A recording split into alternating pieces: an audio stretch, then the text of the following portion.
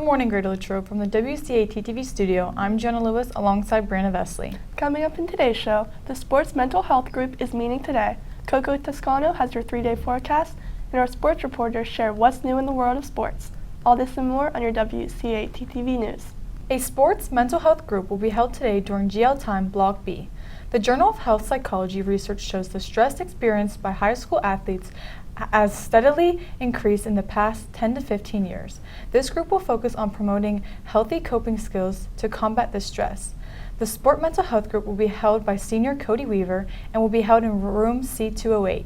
You can register to participate in this group by emailing Cody Weaver at 24weavecody@glsd.us or Mrs. Yetter at jessica.yetter@glsd.us. You can also register through FlexTime Manager at #SportsMentalHealth. We look forward to seeing you there.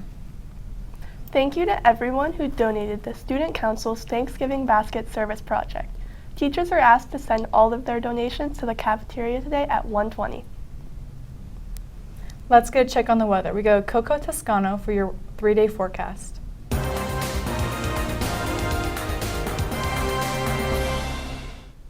What's up, Wildcats? Today there will be a high of 57 and a low of 32 with partly cloudy skies. Tomorrow there will be a high of 60 with a low of 36, also with cloudy skies. And Friday we will see a high of 64 and a low of 48 with partly sunny skies. That's your 3-day forecast. Thanks, and back to you.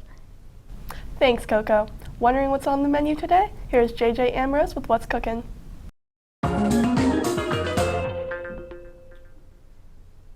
What's cooking, Latrobe? Today is Wednesday, November 15th, and the daily special is a sausage, egg, and cheese waffle sandwich and a crunchy hash brown.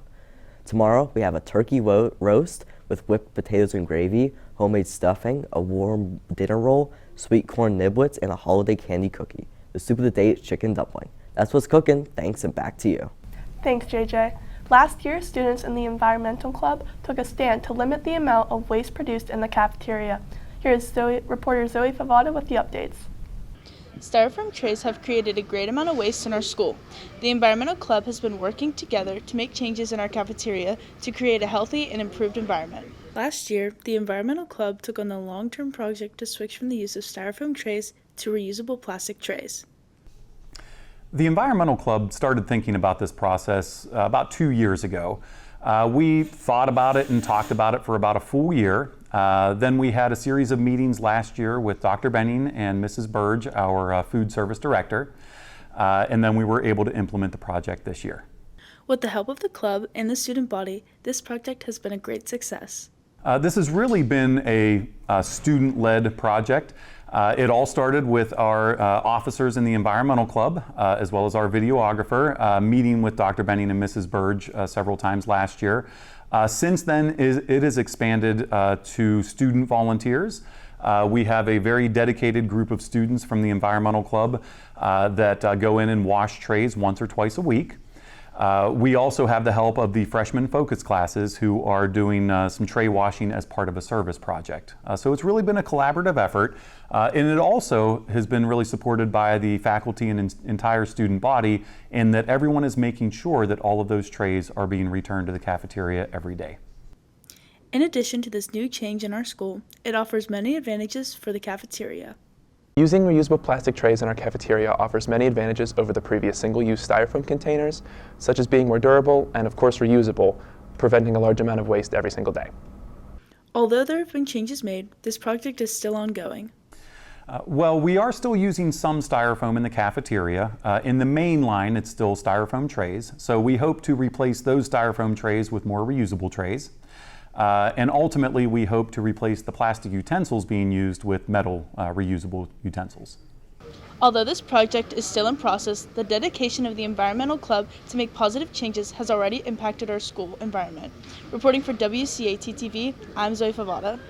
Thanks, Zoe. The Pennsylvania Governor's School for the Sciences at Carnegie Mellon University is now accepting applications from talented high school juniors for the summer 2024 program.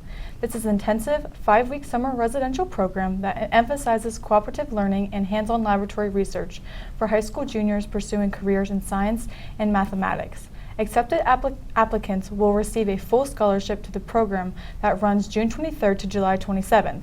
Information and applications are available at sciences.pa-gov-schools.org. The deadline to apply is January 31st. Please see your school counselor for details. Maria Maggia Photography Studio is looking for student volunteers for a Pictures with Santa event in downtown Latrobe on Thursday, November 30th from 5 to 8 p.m. Any student in grades 9 through 12 who is interested in helping can email her at mariamagiapics@gmail.com. We go to Savannah Repack for an update on our Wildcat sports teams.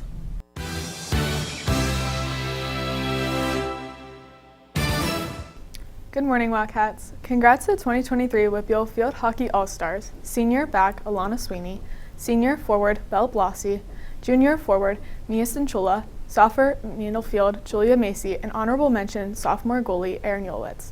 Alana Sweeney and Belle Blasi were also both named All-Whippeal. All the fall sports seasons have wrapped up. Reporter Andy Tash sat down with Warren Agostoni to reflect on the soccer season.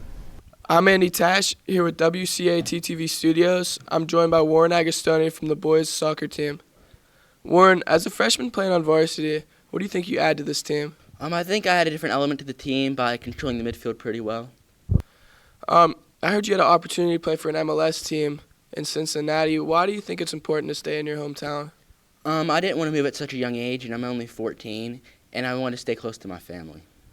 Being a part of one of the best soccer teams in history at Latrobe, and obviously you have the best record in history, what do you think your biggest keys to success were this season? I think we worked really hard day in and day out during practice, and it really showed during our games.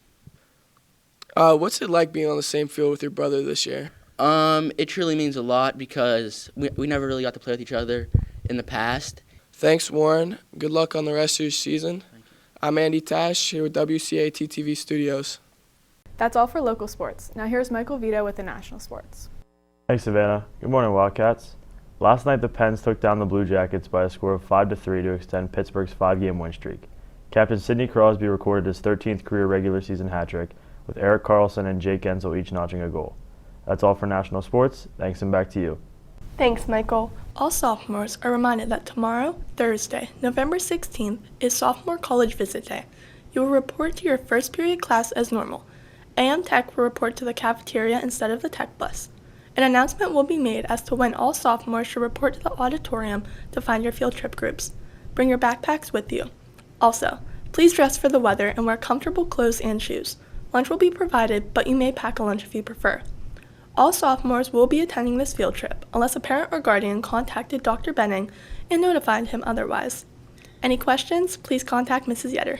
Thanks for tuning in to this edition of WCAT TV News. Have a great day, Latrobe. Go Wildcats!